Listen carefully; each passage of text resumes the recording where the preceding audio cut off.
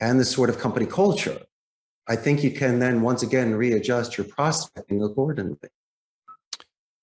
Richard, in that situation with a company, go, great, we want you to actually, these are customers that decide not to use us anymore for whatever reason. At what volume does it make sense for them to call you? Like, let's say if they have one a month, that probably doesn't make any sense, right? To have them use your services. Is there a certain volume of calls that make sense for a company before they, I guess a baseline of volume, you're like, yeah, this makes sense to work with us?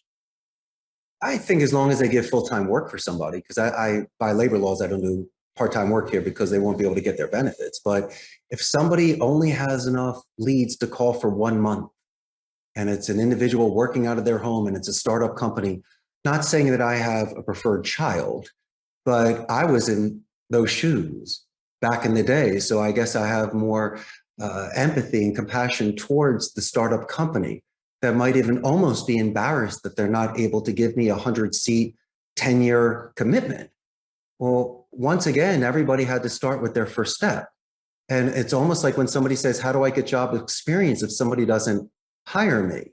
Not saying I'm willing to take any campaign. I'm extremely selective of those that come in here. But if they make their case, and if they're willing to, invest in a process, and there's no surprises, and we can share resources, it's my pleasure to see what happens. I mean, Pete Rose should have been in the Hall of Fame for singles. It's still okay. And 100 singles opens up to a huge 100-seat account. And so, as I mentioned before, a little at a time equals a lot in the end. And from time to time, a client may be testing you small, or it might be an iceberg where they want to see how I would react to a 1-seater before they give me 100 seats. And for me, as I mentioned before, everybody gets the same red carpet treatment and everybody gets the same sort of attention. And I would love to earn their business. And so I have had certain clients, as you were mentioning, test me on a certain volume just to see what my reactions are. And I've earned that business. And so anybody out there, you should be extremely appreciative of anybody that walks into your door that orders 1 slice to 20 pies. You just never know, because the 20 pie guy is a one and a done. The 1 slicer could be there for the next 20 years. And so, as I mentioned before, I believe in good faith and stars being aligned in energy.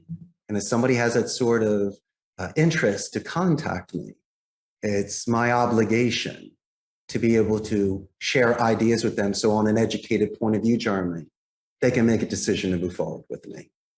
Richard, you mentioned